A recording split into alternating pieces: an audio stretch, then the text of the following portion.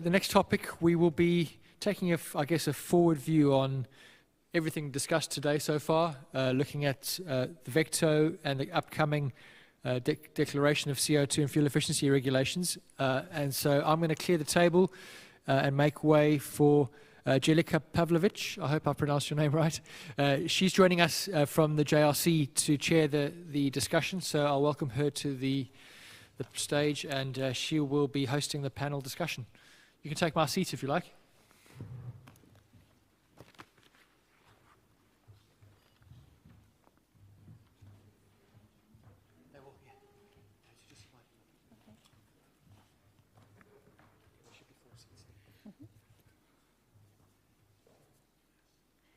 Thank you, and good morning from me. I'm Jelica Pavlovic, also from Joint Research Center in Ispra in Italy.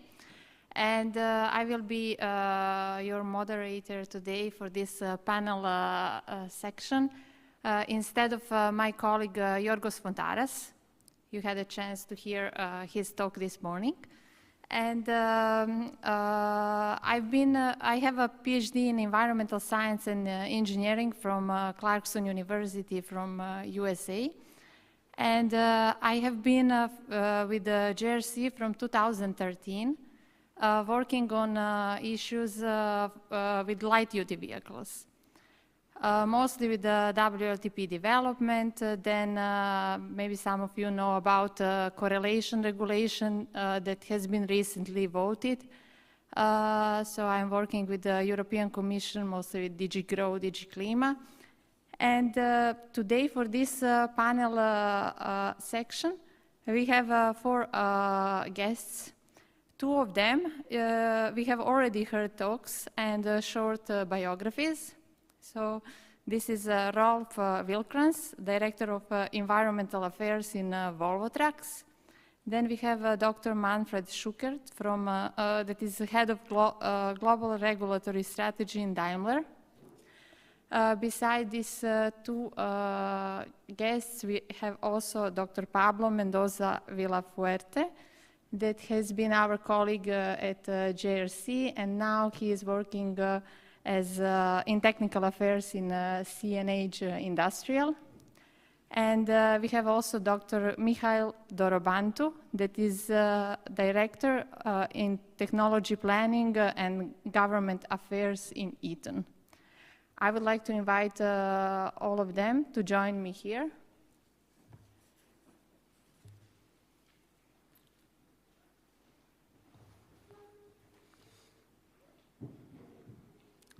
And I will start with some questions that we prepared for them. And then I would like to invite you to think about some other questions that you would like to ask our guests. Thank you. So, title of this panel is Where Next from VECTO? Establishing CO2 limits within the industry. As we heard this morning from our speakers, also from JRC, first wave of legislation is voted this May. And we can expect certification of CO2 certification of classes 4, 5, 9, and 10 of trucks. And in the future, we can expect some news also for the buses, coaches, and other categories of trucks. And now VECTO will be used as a simulation tool for CO2 certification with the component-oriented certification. Monitoring for CO2 will start in 2018, and European Commission is preparing also targets for a post-2020 period. So basically, this is maybe some outline, and then we can start with the questions to our audience. First, maybe to hear from Dr. Mendoza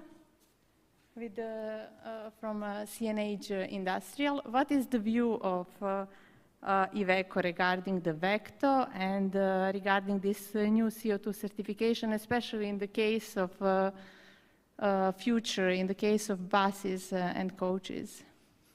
Okay, thank you very much. Thanks for the invite and thanks for the kind introduction, Jelica. I think it's interesting. In my case, I've been working for the industry before, Ford in Dunton, and then I work 3 years in the JRC, working in heavy-duty regulation for emissions. And now I'm working for CNH and in Italy. For Iveco, basically. So I think it's for us, we see the regulation and we see the way we are going to be using vector as a very, very valid, a very interesting approach from the European side. No? I think there are many, obviously, constraints because we have new technologies coming all the time. We have to validate every one of these technologies in vector. This incurs in having to supply a certain level of input data to be able to simulate the new technology in vector. So it opens really many delicate, let's put it this way, delicate arguments. No? We have discussed with the previous presentations of my colleagues from ASEA the different technologies that they see up and coming, and then obviously how the legislation has been developing. But I think we have to consider that the main advantages for CO2 reductions will come obviously from taking care of the engine losses, which we already know that we have a limit really for these engine losses that we will be able to accomplish, aerodynamic loads, and rolling resistance. But certainly, we have to look as well on what is the implications of using alternative fuels as well in this CO2 reduction strategy. No? I can tell you that at least from the Iveco point of view, we have taken this road a few years ago, and we are convinced that alternative fuels are going to be a big component of this CO2 reduction in the future. This is why it's important for us that vector, it's ready to be able to simulate alternative fuel applications. No? So far we have seen, and we have used the tool, and we have worked obviously in conjunction with the JRC to validate these applications. And we have seen some inconsistencies in the way that vector is simulating this type of applications. No? We have seen several, a percentage of difference between what the tool is declaring and what we have seen from actual fuel consumption testing with customers. This is not to say, obviously, that we are starting this process. And that's why, for us, as well as an industry, it's important that before discussing targets, we discuss how the tool is working. We have a good 2 or 3 years of monitoring to see exactly what are the numbers, real numbers, from certified components in vector, and real simulating, obviously certified declared values, and then start discussing about targets. Now, I have to say as well that, obviously, despite all of these, details, we are convinced that this is the right way to go. So that's why the industry has been working very closely as well with institutions and in Brussels in the discussions for the regulation to be able to accomplish a very, strong vector. So, because we know, in the future, vector will be used as well by the cities, will be used by different stakeholders to be able to say, okay, this is the CO2 from this application, then we have to tax under this CO2 declared value, because we know that we have a strong tool that is actually taking into consideration all the technologies and all the behavior and performance of this vehicle. So that's why, it's not a simple topic. Now, besides that, obviously, what we have just heard about platooning, it's important, because not only we are focusing on what is the advantage of having a strong tool for a CO2 declaration, but also what are the other components that will allow us to achieve this in the future. In the terms of buses and coaches, I have to say that we know that Vecto has been mainly verified on diesel applications and with conventional powertrains. And although we have as well been requested to provide certain vehicles with hybrid technologies, etc., it's somehow difficult because of the first point that I was making, that having to provide these applications, in a sense, it's okay, we can do it, but it entails as well that the technology that we have there that maybe is not property of Iveco, for instance, well, we will have to talk to the supplier to say, okay, we will need certain input data that will define your application, and then we will have to provide this to the institution. And this is how it becomes a bit difficult on how to provide these applications to be verified. Although, having said that, certainly, we are aware of that Vecto has to be verified for hybrid applications. And with buses and coaches, this becomes fundamental. Because buses and coaches, I mean, for the first categories that Vecto is going to be applied to, I don't think there are going to be a huge impact in terms of hybrids and alternative technologies. But for buses and coaches that we have already on the roads, we have a lot of hybridization. And it's important to have a tool that can really see all these advances in technology, and that be able to declare a value, which is going to be used for the authorities, even for the green product procurement. No? So we are convinced that Vecto is going to work, but we are convinced as well that Vecto is going to work with the contribution of the industry, having been able to verify this together. Okay. Thank you for this detailed discussion. And as I understood also from this morning's talk, Vecto, there is a plan for Vecto to be updated with exactly the things that you are saying, especially for the buses and coaches, maybe also for the better simulation of auxiliaries. And I hope that the deadlines are not that tight.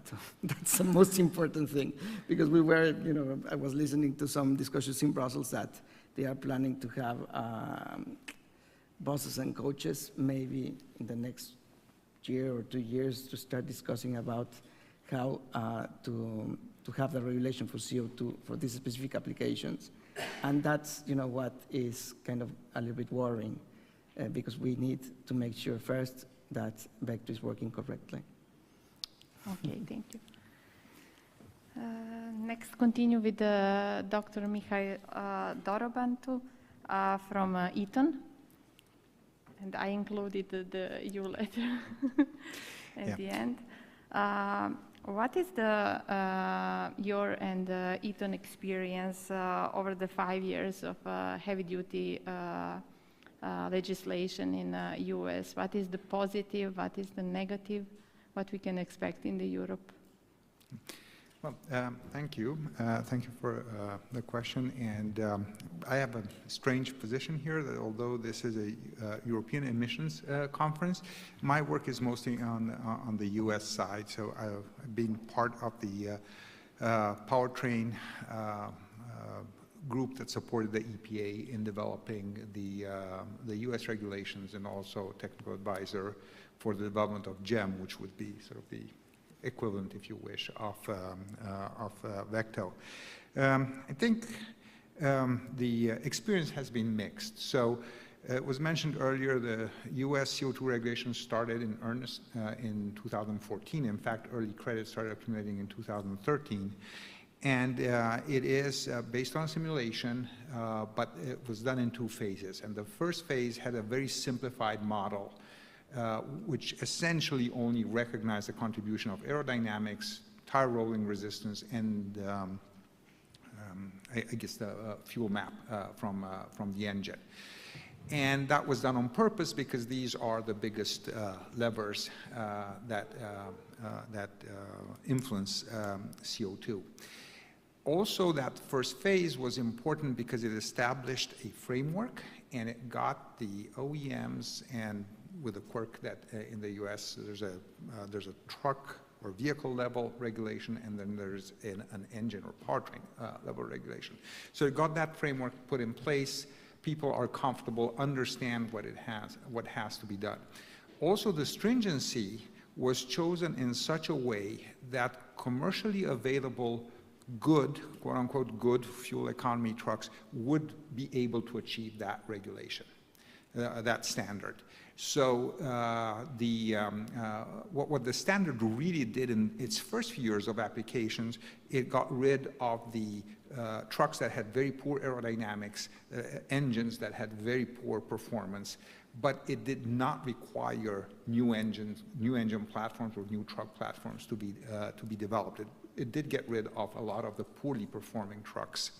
That was a positive effect. What it did not do, so the EPA envisioned there that this regulation of stringency might drive some hybridization. It did not do, but it did put in place procedures for certifying hybrids, which I think is a relevant discussion to VECTO, as Giorgio was mentioning earlier.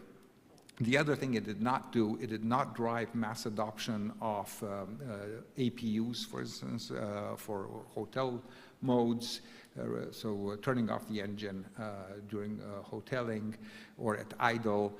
It did not drive mass adoption of speed limiters, which is a lesson because some of these technologies, when presented in conferences like this, have an enormous potential for saving fuel, but the market doesn't really accept them. So even fleets that put speed limiters will not buy a truck that has a hardwired speed limiter because of, guess what, resale value, for example. So these are considerations that need to be taken into account.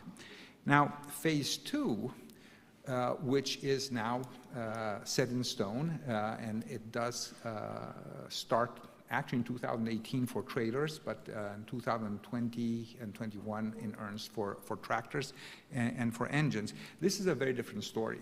So first of all, GEM has been upgraded to include pretty much the same modeling paradigm as VECTO.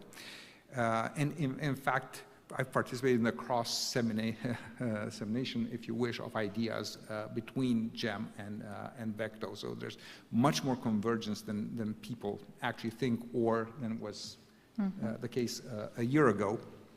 But I think so what that does, it first and foremost, what phase two does, it puts much more stringent standards. So we are talking now over a 2017 truck, which is a pretty good truck today already. We're talking about, at the tractor level, 20 to 25% improvement, depending if it's a regional truck or a long-haul truck. That's an enormous number. On the engine side, the requirements are not that stringent. So I don't think that the engine requirements are going to drive new technology. I think there were some last-minute negotiations where those standards were substantially softened. So the engine requirements are not driving technology, but the truck requirements are so stringent that nobody believes that they can get by without significant changes to the engine in 2021 and 24, and probably a new engine platform by 2027. There's a big focus on powertrain. And that is consistent with where technology is going. So GEM used to be stovepiped into engine, transmission, axle, and so forth. It's now recognized that powertrain integration is, in fact, a significant lever, as I think the gentlemen from both OEMs here are seeing that the integrated packages that Daimler and Volvo has put in the market are demonstrating the power of this powertrain integration, no pun intended.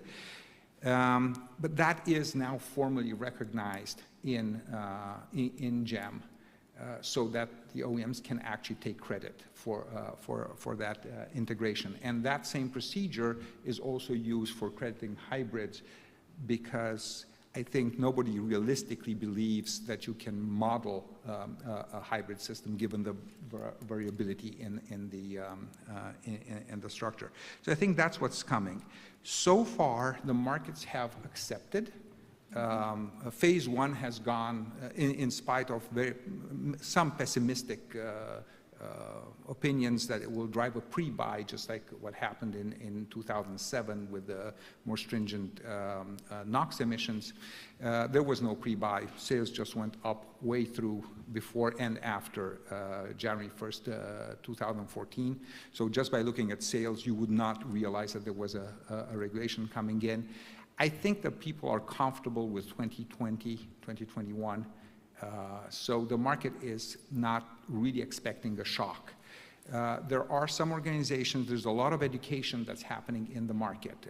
There's a non-government NGO called North American Council for Freight Efficiency that actually works with ICCT quite closely. They're in the business of taking progressive fleets that have already adopted technologies that would make trucks 2021 compliant and have them on the road and communicate to the rest of the fleet, the disparate fleet of owner-operators that may not understand why they have to spend an extra $10,000, even though there's a promise of fuel savings. The biggest challenge, I think, going forward is in the so-called vocational segment, so non-long-haul vehicles, because the regulations are just as strict. It's a 20% reduction in CO2, but there is really no aerodynamic lever to be pulled. There is really no significant lower rolling resistance to be exercised.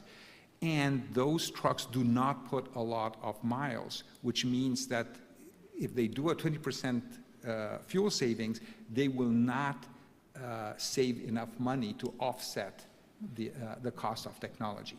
So that piece is still painful, and I think that's probably where a lot of the investment is going to go, which is kind of disproportionate with the size of the segment and the CO2 contribution of that segment, but that is a quirk of the regulation. Okay, thank you very much. It's good to see that European simulation tool is having some harmonization with the US simulation tool, at least in the future. But in US, just one more question to ask, is also foreseen in regulation this post-verification test, so like a random test of vehicle to check the simulation, if simulation tool is... Yes, there is very strict enforcement in the US, as people have learned in the past year and a half. So there's specific enforcement actions, plus the fact that the EPA has shown that it is willing to enforce, and then the courts have driven now, what is it, more than $20 billion type of settlement. I think that's a lot of deterrent. In fact, what I am seeing with many of our customers is that they want to bake in a lot of margin, safety margin, in the numbers that are going into the US vector, into GEM, because everybody is paying attention to being strictly compliant. Okay, thank you. Let's move to our next panelist, Mr. Rolf Wilkrans from Volvo Group. This morning, from your talk, we heard that you have a relatively positive experience with Vecto, with future CO2 certification. But what do you think about NOx emissions, and are they still a challenge for heavy-duty vehicles, and how they impact CO2 reduction efforts? Yes, of course. NOx emissions are very, very important, and they will be a challenge for us in the future as well, because we do foresee new amendments or new additions to the regulations that will make it even better than today, even though we think that Euro 6 actually is working very, very good in almost all conditions. So, but still, we foresee some more stringency there, and It can, of course, influence the CO2 emissions, because we need to keep the after-treatment systems warm, and that sometimes will take energy. And so, that can affect us, of course. Mm-hmm. And in one of your slides, you mentioned that eco features should be considered in the future. Did you mean something like eco-innovation credits that are present now for light-duty vehicles, or that was something that was not clear to me? We would like to see some sort of system where we would be able to demonstrate new features and new technologies that aren't currently covered by Vecto. Exactly how you should do it, that could be discussed. It could be like some technologies that you don't see during the test, but during the certification test, but in real life you experience them? Yes, some possibilities to show that, okay, if we put this new feature into our vehicles, we could do testing, A to B testing, to show the difference and get some sort of credit for that. In order to stimulate new features to be introduced, etc. Otherwise, there is a risk that we don't introduce them if we see that we will not get any benefit because Vecto isn't updated. Then it could sort of hinder the development. So we would like to see some sort of possibility to demonstrate those new features and technologies. And of course, in the long run, we would like them to be incorporated into the Vector simulation, but it's very difficult to have Vector updated that soon. It will always be a little bit old, I'm afraid. And last question, do you think that this Vector ex post verification, like this random test and market and in-service conformity test should be somehow linked together or still separate? First of all, I think we need to find ex post verification test that actually works. That's what we should focus on, because it isn't that easy. We would like to see some sort of verification of the complete vehicle. That would be very good if we could find that. But it is very, very difficult, very tricky to really find a method to do that is accurate enough, when we haven't really found that method yet. So we need to work more on that, and then maybe you could discuss if it should be combined with the other in-service conformity tests that we do for Euro 6. But first, we need to find a good method. Okay, thank you very much. And our next panelist, Dr. Manfred Schuckert from Daimler. We heard from your presentation that there is not really harmonization in regarding the CO2 certification in different regions in the world. Can you tell us what you see as really strong points of this European path? What is, in your opinion, weak points that maybe needs improvement? You mean with regard to global harmonization, or? Regarding the whole CO2 certification process. Yeah. Well, first of all, let me add also what just has been mentioned on the ex post verification. I think the current thinking of the Commission is relatively close to the thinking on the passenger car side, and that is what we always repeatedly claim. Trucks are different, and trucks and buses are different, and you apply, or the Commission applies again, the passenger car thinking to trucks. We supported very much the development of the vector tool because of the uniqueness of this business. And if we fall back to the thinking of taking passenger car things and trying to apply them to trucks, that will fail. And you will see, and it's not because we are foolish or that we are not really supportive to the idea of an ex-post verification, it will not work as the Commission thinks.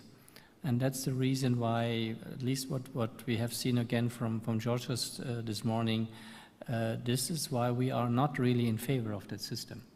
Yeah, it is to measure a truck is very, very difficult, but then really to measure a so-called fleet of trucks, different classes, and so on and so forth, with all the implications they have, this will not work in the way what Georgios just mentioned this morning. But this is just an additional comment, and Georgios knows that. With regard to the harmonization, I think. And let's say the system, what we developed here in Europe, it sounds like the US have a similar thing, but in fact they don't have that in that respect. We have different cycles, and how we develop the cycles is a fundamental different thing. It's a fundamental different thing because the US have taken more or less, again, criteria pollutant cycles, more or less.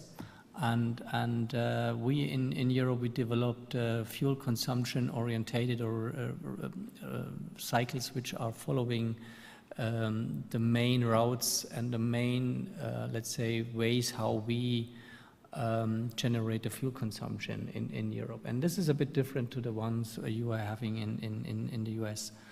And this is, by the way, the same in China, the problem in China and also in Japan. Following again the criteria pollutant cycles and not really cycles which are very, very, very close to how we operate the trucks and the buses in real life. This is a fundamental different thing. And then, of course, I think the procedures itself, I think we could spread this development also and this system to upcoming countries like India and Brazil and so on and so forth, because they are also thinking on ways how to implement fuel consumption standards in order to, let's say, having similar procedures at least. Okay. Thank you. Let's now ask audience if somebody has some questions for our guests.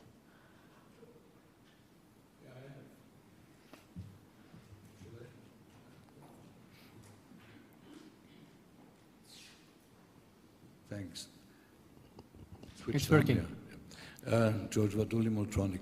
No, it is very interesting because the vector system will be established. It will take some time until it's implemented. Will there be a grandfather period for cars not responding? What will happen to trucks that come in from outside the EU or not obliged to live to that regulation? For example, you've seen on the heavy duty, on the long haul truckers, a lot of small companies like Ich-Gesellschaften, now I-companies, were put up in newer EU countries because it was easier. So all these people are basically their own entrepreneurs, have their own truck, but they have a contract with a big haulier, but they will be obviously obliged to comply with these rules. And or will this apply only to new built engines or trucks?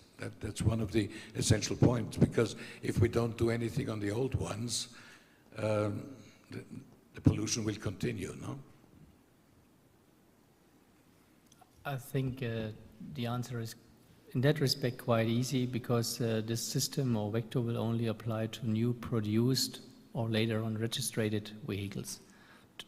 So it's just really focusing first on the new ones. But the other thing is definitely what is the consequence, what Rolf mentioned this morning, what is the consequence out of this CO2 regulation or vector regulation? And of course, you can see if you take a look into the proposal on the Eurovignette system, so the MAUT system in Europe, they want to base it also on these tools, on Vecto and maybe following then the regulation. So that is something what then has to be followed by also these entrepreneurs. Yeah? So as a consequence out of that, there are lots of upcoming things which will have an impact on the business of those small businesses or small entrepreneurs as well. Yeah. Yeah. Now, the next question is, of course, what is happening with all the old trucks and so on? You look at the market in Africa. There's a huge market, and basically, first of all, the facilities. Repair facilities, testing facilities are not there. So basically we shift, so to say, the old trucks to Africa, and we'll get some pollution back from there, because the world climate will be moving around. Yeah, well, that is such a regulation, and all these efforts, they require time. Yeah, and of course today we will, or in the next years, we will export those vehicles to Africa, but those vehicles are not bad. A Euro 6 truck is definitely not bad. The question is definitely that we are now still in a system or in a situation that Euro 6 trucks may not run in most of those countries because of the sulfur requirements and things like that. Yeah. So when I look back in 2011-12, when we brought up the first Euro 6 trucks to the European market, we had lots of meetings on what are we doing with the second generation. So when we export the used trucks to markets like Middle East or so, yeah. And it's exactly at that time we were questioning ourselves what will be the second market value of those trucks we are taking back then in 4 or 5 years. Yeah? So which is effectively right now more or less. Yeah. So in that time we had to make predictions and things like that, how it was working on. But I have to say, you know, if you have a look on a really good Euro 6 truck and you would export them to Africa, and they would use them as they are right now, it would be a significant improvement compared to that what they are running there right now. So if then they would take all this old truck out of operation, then we would really have a big improvement. Unfortunately, the old trucks are going on. Yeah, so the Euro 0 trucks are moving on and moving on. So I think this is something a little bit like the challenge we have ahead of us. No, I have one last question. Is this, because I'm not a technician, as you might have gathered, I'm a salesman, yeah? So is it a solution, for example, for existing trucks to say, okay, you have to put AdBlue on. You have to convert your engine with AdBlue because you will have lower emissions, you will eliminate NOx. Is there a possibility? Is this realistic? Or could this be just a pipe dream? Maybe you are asking the wrong guy, because of course we want to sell our new trucks. You may ask after some after treatment guys. For us, it's always a difficulty, yeah, because of course then if we would put in an after treatment system or an after treatment from an aftermarket supplier, we always are asked to provide warranty and things like that, and this is certainly for us a problem. I know, but it's a question of the regulating body, no? If whatever TNO or a regulating body says, okay, you will get, I don't know, tax relief or something if you put an AdBlue system on, because your pollution will be inferior to what you have now.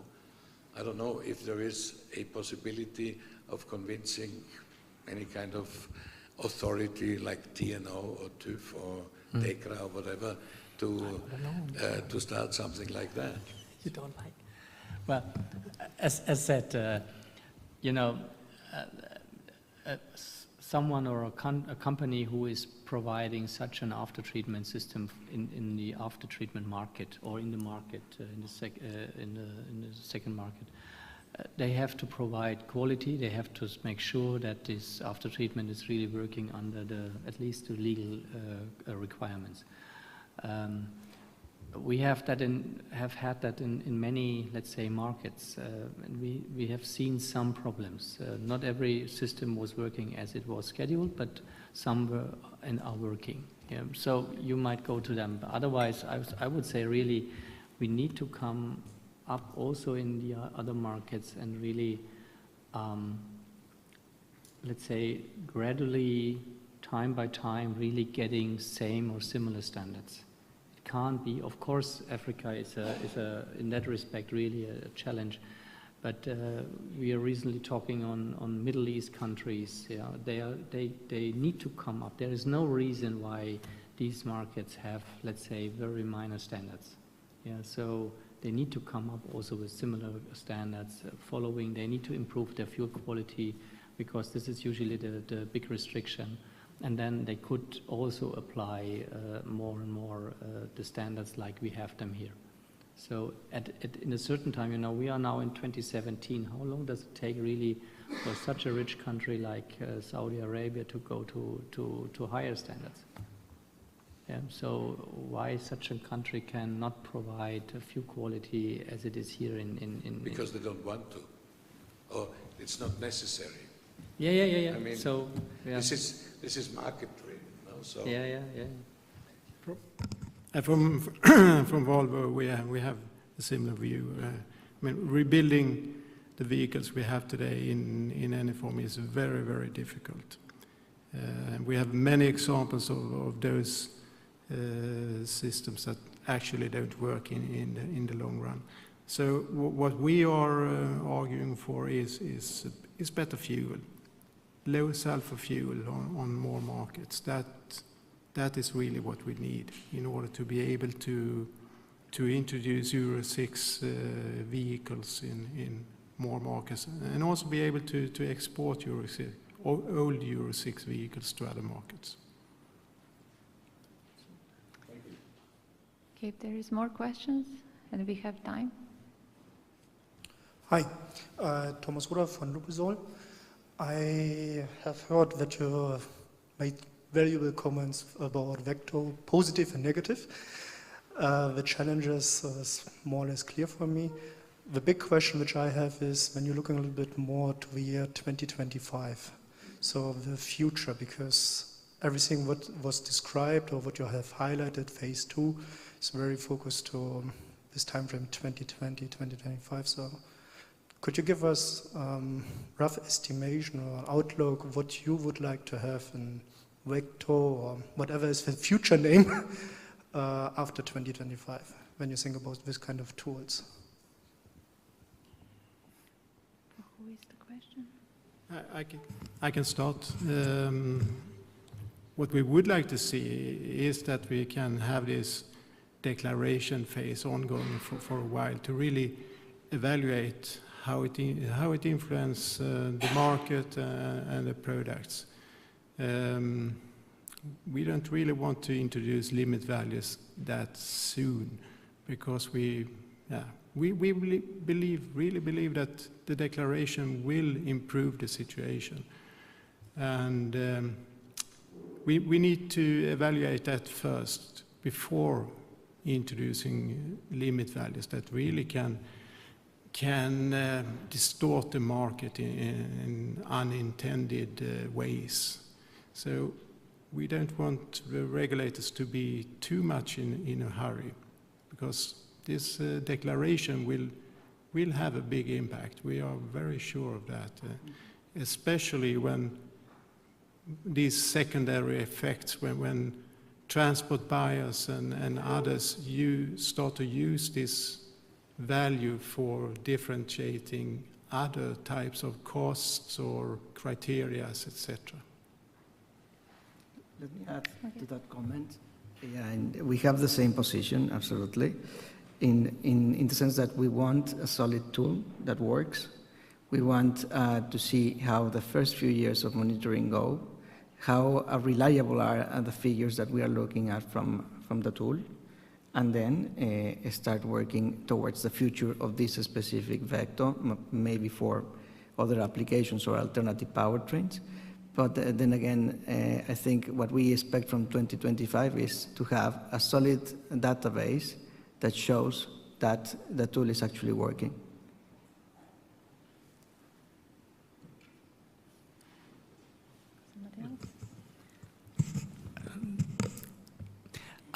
It always sounds like Vector wouldn't work. It is still a challenge, of course, to finalize it. We are in the last, let's say, weeks or months to get the final tool. Of course, I would say over the years there has been so much improvement in Vector and implementing many of the current technologies. And of course, we now need, let's say, additions like hybrids and like maybe even waste heat recovery and other things in order to see how it really, let's say, how we really can improve them finally. But the current impression on Vector is really, at least in most of our companies, very good. And I would really say we should not really say that Vector isn't working or Vector doesn't show good results. It shows the results under the given boundaries. Yeah, so on the basis of the given cycles, on the basis of the current implemented technologies, it works quite well. The difficulty, of course, is we have still some technologies already in the vehicles which are not yet implemented in Vector, and that is the reason why there is some, let's say, requirement from the vehicle manufacturer side to improve Vector. And one last comment I would say is really why we have on the passenger car side always the problem that we certify better than what we see in the reality. On the truck side, it's quite the opposite. So in public opinion and in public and governmental opinion, we are more on the safe side, and we should not underestimate this advantage. Yeah, so the pressure which is on my PESCAR colleagues really on showing exactly whatever it is, exactly the way what reality shows, this is quite different on the truck side. And I think we implemented a lot of these things which unfortunately our PESCAR colleagues couldn't do. And it gives us a big advantage in the political discussion. So I'll add, although I do not represent a truck manufacturer, that it might be useful going forward to start looking at things like powertrain testing, which would be really using Vector, but with a powertrain in the loop. That there's experience to be had there, but it does answer some of the questions that both Pablo and Rolf had brought up about the models always being one step behind the technology, or how do you actually deal with hybrids that are not naturally modeled into Vector. I think there's a possibility there to credit a lot of technologies that are not a natural fit, because Vector is a great tool. There are some technologies that are just, and many technologies are naturally modeled and credited in Vector. There are a number of technologies that are not, that are kind of sideways, if you wish, to the Vector philosophy. And that powertrain in the loop type of approach can actually be helpful. Thank you. Yes. Can I make just a quick question? Maybe from the OEM side to the Commission, maybe if you don't know, obviously, maybe Yorgos can answer later. What is the view from the Commission of the tool in the following years? What do you expect from it? You mean regarding the updates of the tool? say, on vector in general? Because you have already the tool and it's been validated. We have just said it's working fairly well. And for the future, in any case, what do you foresee for vector? Is it vector for the next 10, 15 years, or is it vector is the beginning and then you will need, or you will have some other contributions to this topic? Yes, of course, Yorgos is 100% right person to ask that question. So I will make sure to have a response to you later. But what I know now is that the European Commission and the JRC is working on vector on everyday basis. So work did not stop with this part that you now see. And of course, we will need your support for the future. And it's good that because we don't have more time for questions. So it's good that I will pass nice messages to my colleagues that are working on vector. That most of you have a nice and positive experience. But also that you expect from JRC a lot of more work and updates to capture all the future technologies, alternative fuels, and so on. So thank you so much for being today with us and answering the questions from our audience. Thank you again.